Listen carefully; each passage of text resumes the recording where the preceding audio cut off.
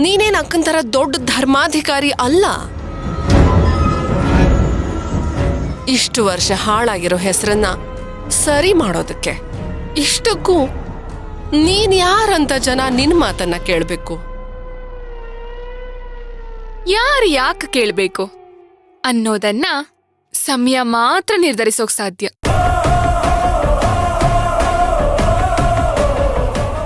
ಅದನ್ನೇ ನಾನು ಹೇಳ್ತಾ ಇರೋದು. ಈ ಕಾಲನ ಕಾಯ್ತಾ ಕಾಯ್ತಾ ನೀನೇ ಕಾಣೆ ಆಗಿ ಹೋಗ್ತೀಯಾ ಅಂತ.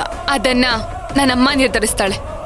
ಬನ್ಶಂಕರಮ್ಮನ್ ಮಾತ್ ಮೀರಿ ಅಚಿಂತನ್ ಮದ್ವೆ ಆಗೋ ಬದಲು ಅಗಸ್ತ್ಯನ್ ಮದ್ವೆ ಆದ್ಮೇಲೂ ನಿನ್ ದೇವ್ರು ನಿನಗ್ ಸಪೋರ್ಟ್ ಮಾಡ್ತಾಳ?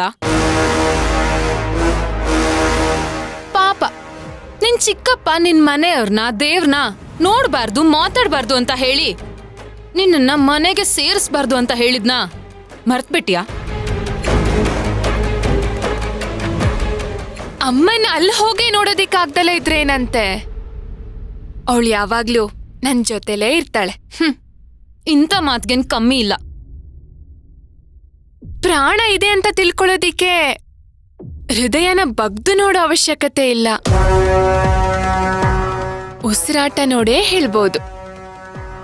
ಒಟ್ನಲ್ಲಿ ನಿನ್ ಸೋಲ್ ಒಪ್ಕೊಳ್ಳೋದಕ್ ನೀನ್ ರೆಡಿ ಇಲ್ಲ ಅಲ್ವಾ? ಖಂಡಿತ ಇಲ್ಲ. ಇದು ನನ್ನ ಗಂಡನ್ ಮನೆಗೆ ಸಂಬಂಧಪಟ್ಟಿದ್ದು.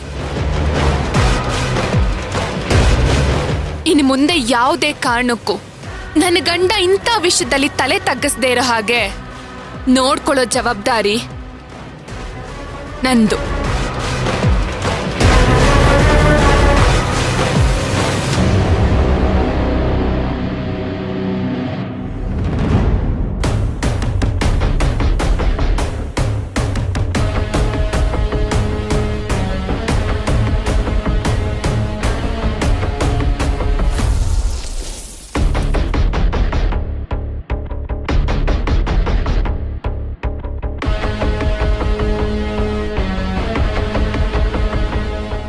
ಚಿಕ್ಕತ್ತೆ, ನೀವ್ ಹೇಳಿದ್ದನ್ನ ನಾನು ಸರಿ ಮಾಡೋದೇ ಮರ್ತ್ಬಿಟ್ಟೆ.